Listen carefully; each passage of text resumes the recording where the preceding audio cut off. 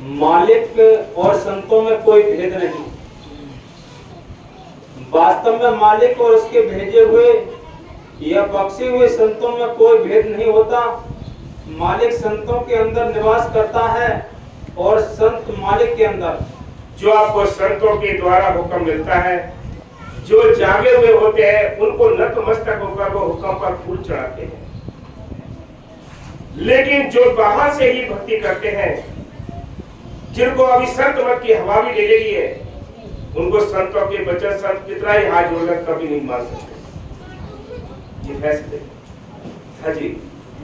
महात्मा चरणदास जी फरमाते हैं, प्रभु अपने मुख से कईयों की साध मेरी देह, उनके चरणन की मुझे प्यारे लागे थे। मेरे जन्मों में रहे मैं भक्तन के माही, मेरे और मम संत के कछ भी अंतर नहीं। कबीर साहब फरमाते हैं कि मालिक साधुओं की जिंदगी है और वह उनके अंदर ऐसे छिपा हुआ है जैसे दूध में घी।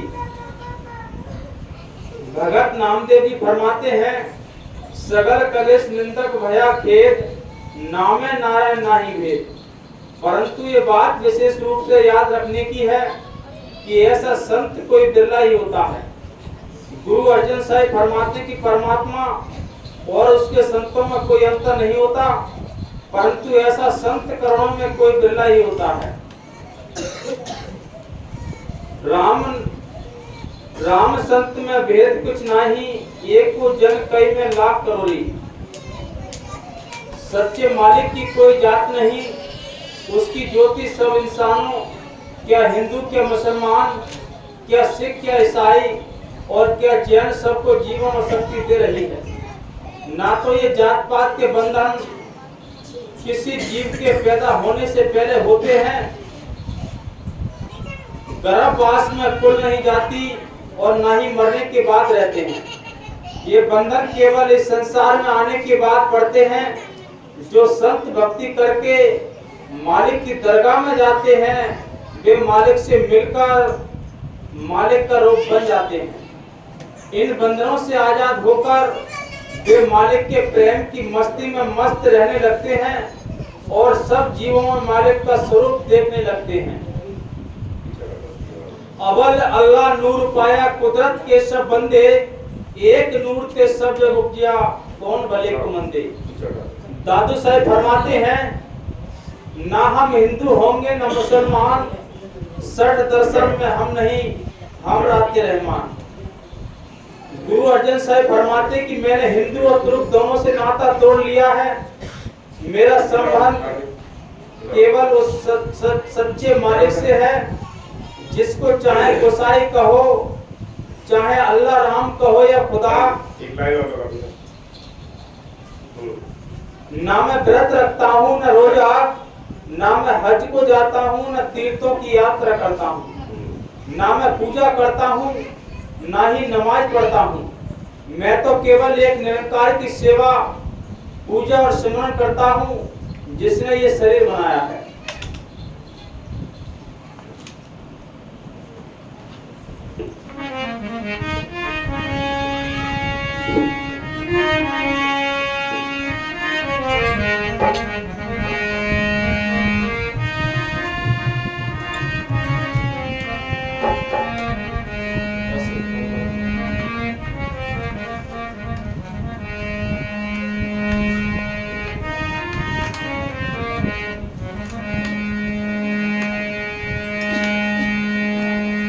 रामी घरों के बैठे कर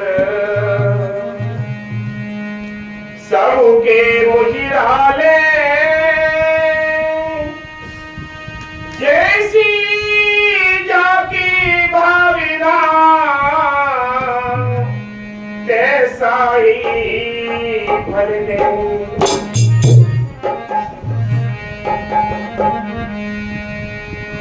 सिमरनी दुनिया मेरी छाई, घर कैसे चलोगे भाई। सिमरनी दुनिया मेरी छाई, घर कैसे चलोगे भाई।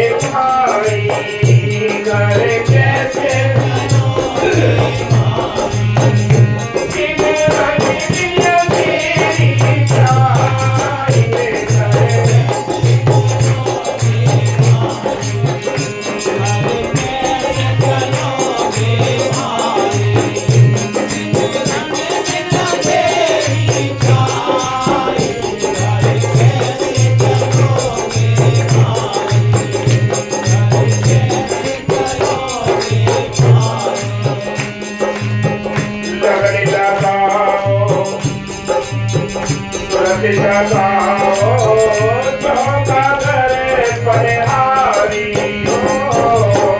लगन लगाओ तुलसी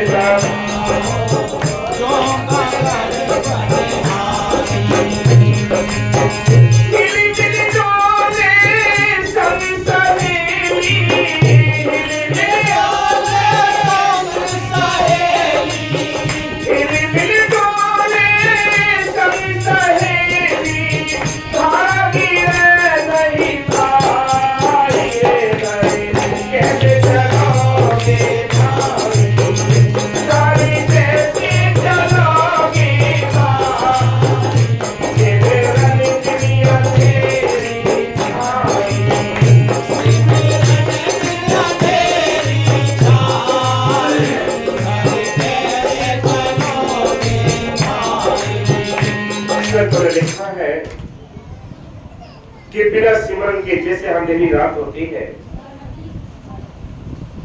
अंधेरी रात में अगर हम कहीं बाहर निकलते हैं तो या तो हमारे साथ टॉर्च होनी चाहिए, कोई रोशनी होनी चाहिए तो हमें रास्ता दिखेगा। अगर टॉर्च नहीं है, रोशनी नहीं है तो हम अंधेरे में ठोकर ही खाते हैं। संतों ने साफ लिखा है कि बिना सिमरन के, सिमरन एक अंदर उजाला है, एक रोशनी है जिसको जपने से हमें अपने घर जाने का रास्ता दिखाई देता है।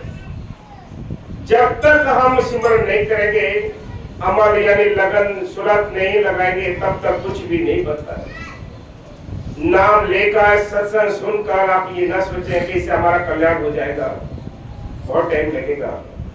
लेकिन संतों ने बताया कि सारे साधन बताए संतों ने कि आपको सेवा भी करनी है, आपको सिमरन भी करना है, आपको दर्शन भी करने, आपको सत्संग भी सुनना है, मजलिस भी करनी है। ये सारे साधन अपनाने, तब कहीं जाकर आपको रास्ता मिलेगा। आसान होता तो सारी दुनिया ही बहुत जल्दी मालिक को प्रकट कर लेते। इतनी मेहनत करने की फकीरों की क्या आवश्यकता थी। इसलिए संत कहते हैं, संतों ने पुरजोर कोशिश की है कि वे नाम जपो रे बात सियाणी, बिन पुर जग में होगी हानि। बाबू नर साहब जी बार बार समझाया करते थे कि बेईमानो सीधे, अगर सीधे रहोगे तो सीधे जाओगे, चलते फिरते उड़ते बैठते सिमरन को ना विसारो, लगे रहो इस नाम की दौलत को कमाने के लिए, बार बार समझाते। इसलिए संत कहता है, वकील साहब जी ने तो पूरा विश्व रिकॉर्ड बना रखा है। संतों ने हमेशा याद कर हमें मेहनत करना सिखाया कि वे अपने घर चलने के लिए कितनी मेहनत चाहिए। ये बातों से कुछ नहीं पड़ेगा, आपको सिमरन तो बैठ के करना ही पड़ेगा। चलते फिरते उठते बैठते हर समय लिव लगी रही है हमारे लिए उस नाम की। इसलिए संतों ने कहा है कि सिमरन बिन अंधेरी छाई, घर कैसे चलोगे भाई के बिना सिमरन के किसी को रास्ता अपने घर जाने का नहीं मिलता। रास्ता है तो अंदर है, अंदर क्या है कि आंखें बंद करते तो अंधेरा दिखाई देता है। सब कहते हैं इसके अंदर सारा खजाना है, रास्ते भी इसके अंदर है, खंड ब्रह्मांड भी इसके अंदर है, समुद्र भी इसके अंदर है, नदियां भी इसके अंदर, नाले भी इसके अंदर है, लेकिन हमें तो दिखाई नहीं देता। हम तो फिर अंधे हैं। जैसे एक अनपढ़ के लिए कोई किताब दे दो तो वो क्या समझेगा, क्या सोचेगा, क्या पढ़ेगा, क्या देखेगा। ऐसे ही जिनको मार की नहर से अंदर के राज कुछ पता नहीं पड़े हैं तो उनको तो एक अंधे के समान है। इसलिए संत कहते हैं कि अंधेरी है, जब तक सिमरन नहीं पड़ेगा तब तक अंधेरा ही छाया रहेगा। संत कहते हैं कि अब्दू अंडा दुल्हन निहारा, या गढ़ भीतर गंगा जमुना यही में गढ़ गिरदारा, या गढ़ भीतर सोना चांदी यही में परखंडारा, या गढ़ भीतर आए देते हैं राम के शब्दारा, कह कभी सुनो विषाणु यह में गुरु हमारा। कि सारा खजाना इस काया के अंदर छिपा हुआ है, लेकिन इस ताले पर जो है हक हमारा अपना नहीं। ये ताला कब खुलेगा? ये ताला तभी खुलेगा जब कोई वाकई के संत मिले, उनसे नाम मिले, नाम का अभ्यास करें, लगन और तन के साथ अपना पूरा प्रमाण का कार्य करें, तब कहीं ये ताला खुलेगा, तब अंदर जाने का रास्ता मिलेगा। अंदर की रखी हुई वस्तुएं हमें दिखाई देंगी, नहीं तो अंधेरा है। इसलिए संत कहते हैं कि सिमरन बिन अंधेरी छाई, घर कैसे चलोगे मेरे भाई, अपने घर कैसे चलोगे? सिमरन के बिना तो अंधकार छाया हुआ है, रोशनी है तो नाम के अंदर है, संतों की जो बताई हुई जुगत है उसके अंदर है, बाकी और की ताकत नहीं। इसलिए संत कहते हैं, हाँ जी, सिमरनी बिन अंधेरी छाई रे घर कैसे चलोगे भाई घर कैसे चलोगे भाई सिमरनी बिन अंधेरी छाई रे घर कैसे चलोगे भाई घर कैसे चलोगे भाई घर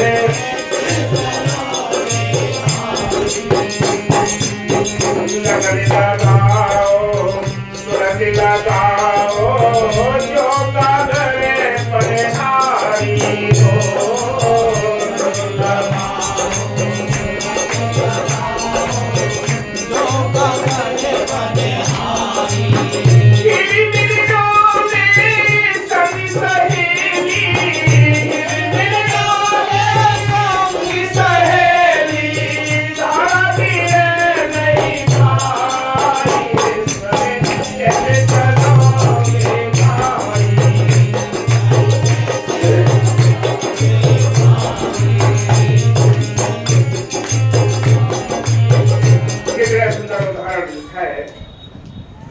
सब कुछ जानते हैं, हमारी हालत को भी जानते हैं कि हम कितने दलदल में इस संसार में फंसे पड़े हैं।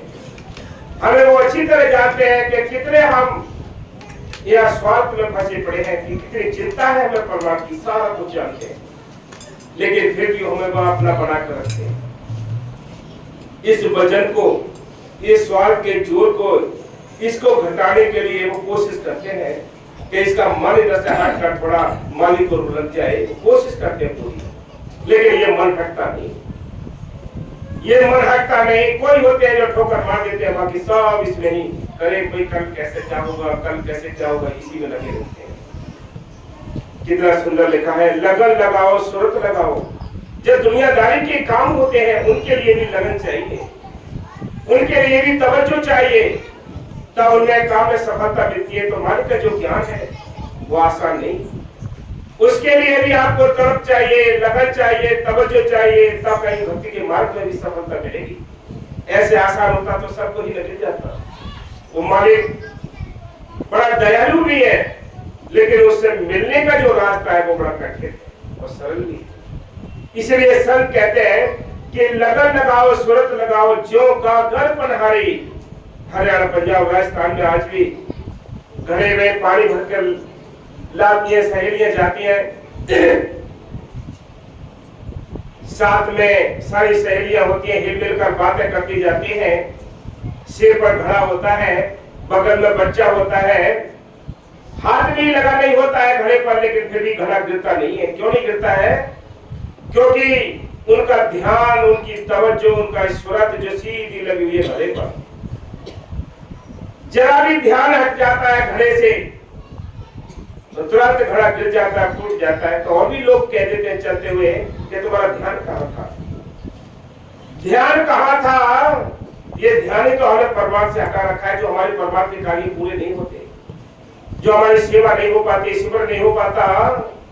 इसलिए संत कहते हैं कि जैसे पनहारी पानी भरने के लिए जाती है, उसका घड़ा क्यों नहीं गिरता है? क्योंकि उसका ध्यान टिका होता है घड़े पर। हिल मेरे डोले संग सहेली, घड़ा गिरे नहीं भाई, कि सबसे हिलती है, बोलती है, बोलती है, चाहती है, सब कुछ करते, लेकिन घड़ा नहीं गिरता है। और आगे और क्या लिखा है? अपने प्राणे पारे पूरा रहियो, जो मृगपतिया पतंगा हो। अपने प्राणे पारे पूरा रहियो, जो पतंगा।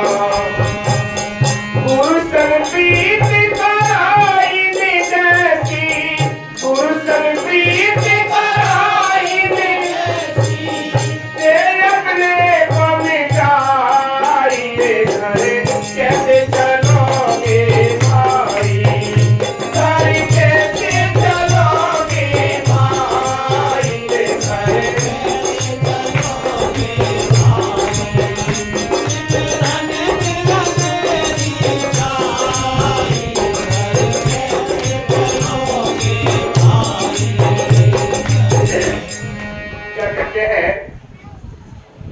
कि जैसे आपने बरसात के टाइम में एक कीड़ा निकलता है पतंगा, जिसके गांव में घेर भी कहते हैं। अब कितना ही आप बादशाह हो जाए, इसमें नहीं निकलेगा, और पता नहीं कहां छिपे हुए हैं, कौन सी उनके बिल है, कोई पता नहीं पड़ता। जो ये बरसात का टाइम आता है, बरसात तो पहले नहीं होती है, तब भी नहीं निकलते। जो ही बरसात का टाइम आता है, आषाढ़ का महीना आता है, बारिश होती है, शाम को दीपक जलते हैं। जैसे ही दीपक जलते हैं, उनके चारों ओर आकर वो पतंगे अपने आप को उस लोक पर न्यौछावर कर देते हैं, भस्म हो जाते हैं, अपने आप को जला लेते हैं। हम उठाकर दीपक को दूसरी जगह रख देते हैं, फिर भी वो वहीं पहुंच जाते हैं, वहीं भस्म होने लगते हैं। ये होता है एक प्रीत, हमें सीखनी चाहिए, पतंगे से सीखनी चाहिए। इस पतंगे से पूछो कि इस लोक में तू क्यों जल रहा है, अपने आप को उस लोक पर भस्म कर देता है। अब ये आप अपने आप को तोलो इस पतंगे से। क्या तुम्हें पतंगे के समान प्रीत है? क्या उस घेर के समान अपने मालिक के साथ प्रीत है? तुम तो कोई पूछते भी नहीं उस मालिक को, तुम्हें वो प्रीत नहीं। अगर ऐसी प्रीत लग जाए तो मालिक भी दूर नहीं है। कहते हैं कि वे दाना खाक में मिलकर एक गुलगुलजार होता है, कि दाना एक पौधा बनता है, लेकिन उस पौधे को पहले मिटना और गड़ना सड़ना पड़ता है, तब ये दो पत्ते निकलते हैं, तब एक खुशनुमा पौधा बनता है, जो दूसरों को भी लाभ देता है, खुद भी लाभ मस्त रहता है। इसलिए संत कहते हैं, तो विचार करके तो देखो कि वो कीट पतंगा पपिया को देखो। आप ये विचार करो कि हम बड़े हैं या ये जानवर बड़े हैं। जानवर तो बड़े नहीं हो सकते, इंसानी जामे में हमें टाइम मिला है। ये इंसानी जामा मिला है, ये सबसे श्रेष्ठ और मन की वह से प्रधान जूनी मिली है। ये मनुष्य में 84 लाख जूनियों में, ये 84 लाख जूनियों में सबसे अव्वल जीवन मिला है, एक मनुष्य मिला है। इसमें बैठकर हमें उस मन की भजन बंदगी कर लेनी चाहिए। इसमें बैठकर हम अपने घर चलने की जुगत कर लेनी चाहिए। ये तरीका है, बाकी सब तरीके फेल है। पपिया एक पक्षी होता है,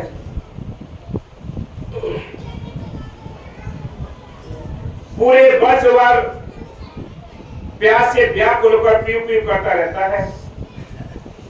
कितने ही तालाब, कितनी नदियां, कितने गंगा समुद्र भरे पड़े हों, वो कहीं पानी नहीं पीता। जो नहीं पीता कि उसका प्रण है कि मैं अपनी जो प्यास बुझाऊंगा वे स्वाति बूंद से ही बुझाऊंगा। लेकिन क्या हम ये इतना प्रण है हमारा?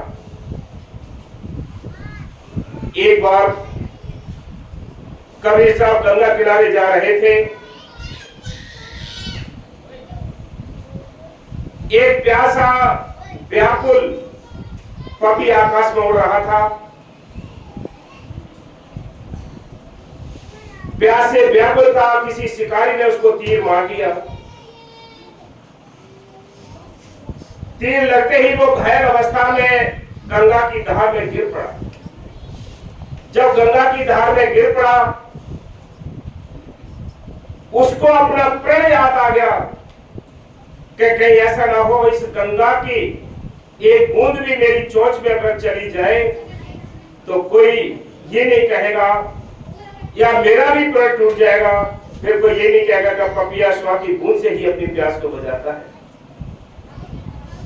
ऐसे हालत को उसने देखते हुए अपनी चोंच को बंद कर लिया और अपने प्राण त्याग दिए। ऐसा माहौल को देखते हुए कवि साहब देख रहे थे। कवि साहब ने लिखा है कि बड़ा पपैया सुरसरी लगा बधिक का बाण सुरत, यानी जैसे ही बाण लगा वैसे ही वो घायल अवस्था में गंगा की धार में गिर पड़ता है। कि पड़ा पपैया सुर शरीर लगा पदे का बाण मुख मुंह दे सुरत गगन में निकस गए हो प्राण कि अपने प्राण त्याग दिए, प्राण छोड़ दिए, जान निकाल दी, लेकिन पानी नहीं पिया। कहीं ऐसा ना हो कि प्राण टूट जाए। हमारी हालत क्या है कि जरा भी हमें घाटा आ गया तो सेवा छोड़ दी, सिमरन छोड़ दिया, सत्संग छोड़ दिए, जरा भी और कोई नुकसान हो गया, कोई अपमान हो गया तो छोड़ दिए। फिर पक्षियों से ज्यादा हमारी प्रीत होनी चाहिए, लेकिन हम तो पक्षियों से ज्यादा नीचे गिर चुके हैं। कहाँ है हमारी वो प्रीत? इसलिए संत कहते हैं इन पक्षियों से, कीट पतंगों से प्रीत सीख लो कि कैसे इनको अपने प्रण याद हैं। आप तो इंसान होकर भी इतने प्रण नहीं कर सकते। हम तो जरा भी रंग उतार देते तुरंत। इसलिए कहते हैं कि क्या, हाँ जी, सिमरनी भी अंधेरी छाई रे घर कैसे चलोगे भाई घर, सिमरनी भी अंधेरी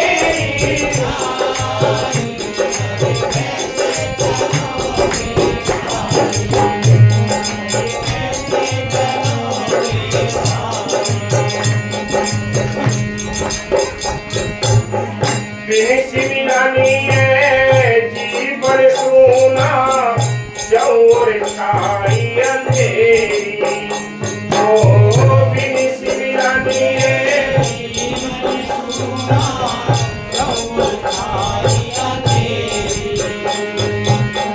भटकत फिरे बहाना सूझे, भटकत फिरे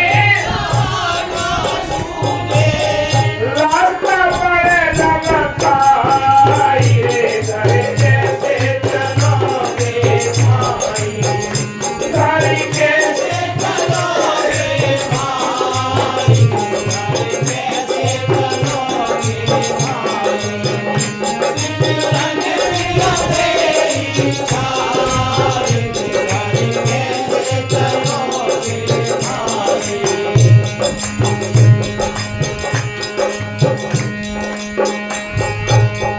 हाथी मसाले नाम की भाई संग गुरु काली नाम, ओ हाथी मसाले नाम की भाई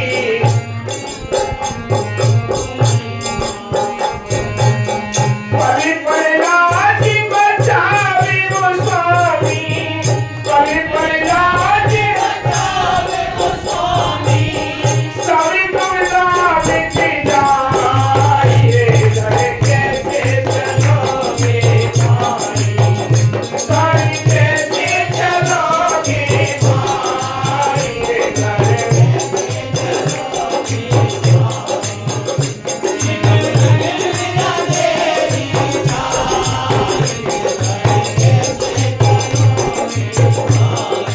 जैसे रहना सिखाया संतों ने लिखा है कि हाथ मसाल नाम की भाई संग गुरु का लेना। जो भी आप कार्य करें, परमात्मा का कार्य करें, सेवा सिमरन करें, उस मालिक के सहारे करें।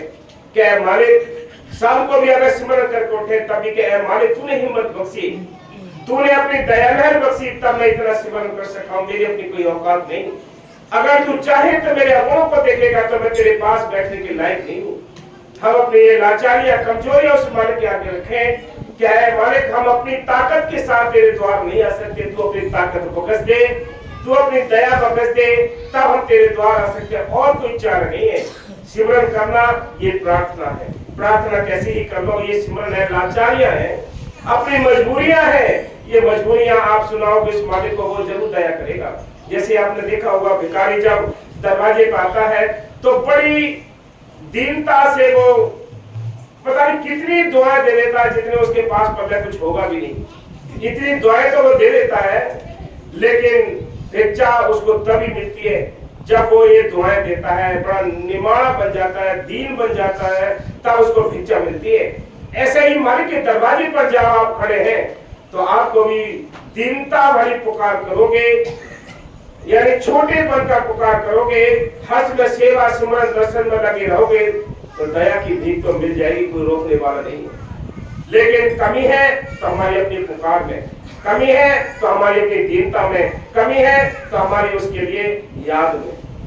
हम याद करते सारी दुनिया को, क्योंकि सारी जिक्र हम सारे दिन, पूरे दिन और रात जिक्र करते हैं किसकी? संसार के काम धंधों की। तो वो क्यों फिक्र करेगा?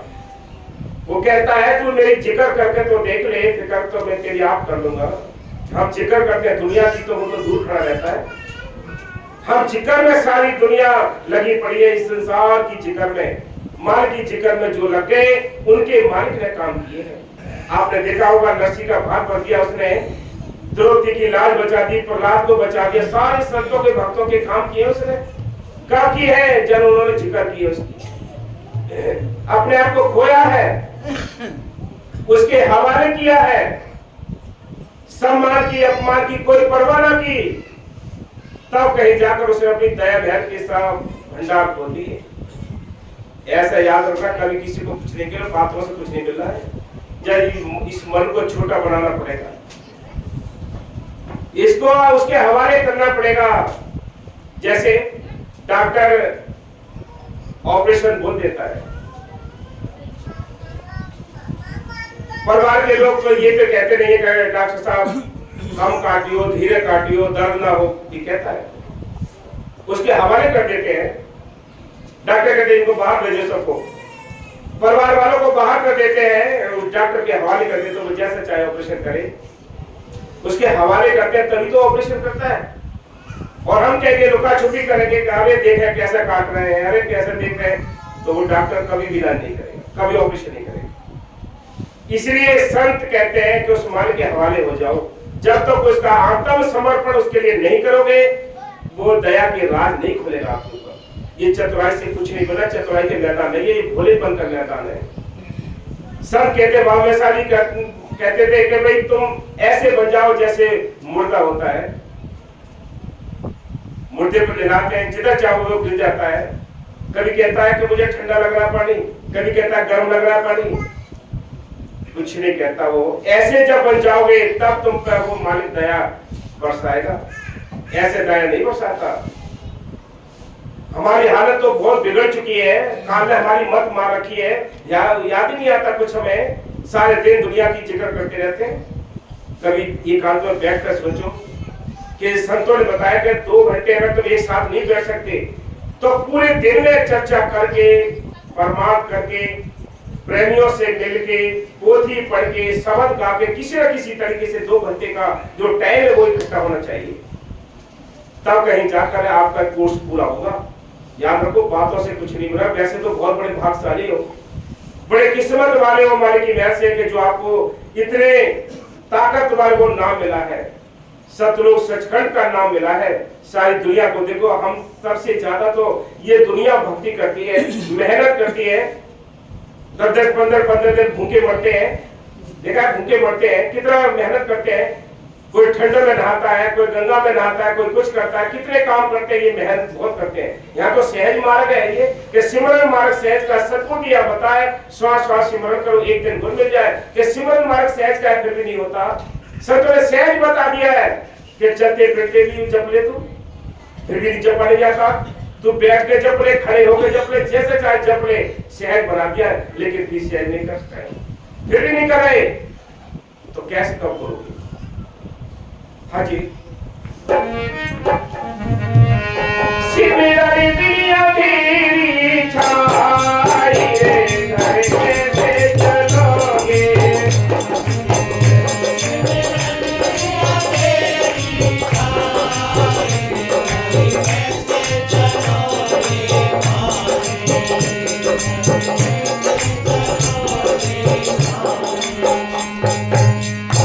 सिमरन से सुख आता बंदे, सिमरन से सुख जाए। ओ सिमरन से सुख आता बंदे, सिमरन से सुख जाए। कहला दे सब नाम सिमर ले, कहला दे सब नाम सिमर ले, साहिब मिलन हो जाए रे।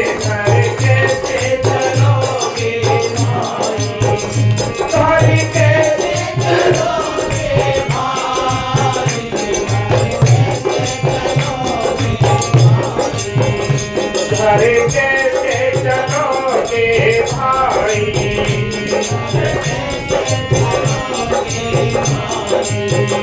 इसे कहते हैं कि संत कहते हैं कि भाई सिमरन से ही सुख आते हैं और सिमरन से ही दुख जाते हैं। और नैसा जी कहते हैं कि सारे रोगों की जो दवाई है वो सिमरन है, परमार्थ है। अगर आपको परमार्थ की चिंता है कि भाई हमें सिमरन करना है, सत्संग में जाना है, संगत में जाना है, प्रेमी से मिलना है, तो याद रखो कि आप थोड़े बहुत जागे हुए हो। और जिसको होश ही नहीं है, कोई दूसरा ही जगह रहा है, अरे चलो आज महीने का प्रोग्राम है, तो ऐसे तड़पता है जैसे पता नहीं कितनी गहरी नींद में सोया पड़ा हो। अच्छा आज ऐसे ये महीने का प्रोग्राम पता ही नहीं किसी को। जिनको पता है वो खुद भी जाके दूसरों को भी जगाते हैं। इसलिए संत कहते हैं कि धोखे में मत रहो। टाइम हमारे हाथ से ये छूटता जा रहा है और काल हमारे पीछे पड़ा है।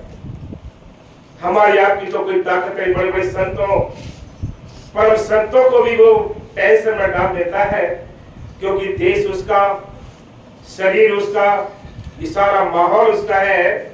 इसलिए हज में गुरु को आगे साथ रखकर अपने परमात्मा की कमाई करते रहो, जागते रहो, सचेत रहो, कहीं ऐसा ना हो कि काल के हमले में आ जाए और काल आपको यहाँ से निकाल के ले जाए। वो ये कोई नहीं चाहता है काल कि वे कोई परमात्मा का कार्य कर सके। जब भी आप सिमरन ज्यादा करेंगे तभी काल के सीने पर चोटें पड़ती हैं। वो दया सद्गुरु की है जो हम सबको बचाता है। तो हम सबको चाहिए मान की वैसे कि सिमरन ही सुख देता है और सिमरन से ही दुख जाते हैं। इसलिए हम सबको चाहिए सिमरन को हमें याद रखें, परमात्मा के कार्य को याद रखें। ऐसा ना हो कि जब भी काम आए तो हमने सारा परमात्मा छोड़ दिया, सिमरन छोड़ दिया, संगत छोड़ दी। ये प्यार नहीं है, ये प्यार नहीं। संत कहते हैं ऐसे सुखों पर पत्थर पड़ जाए, जो आपकी सेवा छूट जाए, आपका सिमरन छूट जाए, आपको दर्शन छूट जाए, आपकी संगत छूट जाए, ऐसे सुखों पर पत्थर पड़ जाए कि सुख के माथे सिर पड़े, जो नाम हृदय से जाए, बलिहारी पर दुख का जो पल पल नाम रखा है। कैसे तो अच्छा दुख अच्छा है कि उठते बैठते मालिक की याद तो आता है। हम सारा कुछ भूल जाते हैं इस स्वार्थ के प्रभाव से। ये स्वार्थ का प्रभाव इतना है कि जीव को अपने घर जाने का होश ही नहीं है, परमात्मा का होश ही नहीं, हट जाता है। हाँ जी।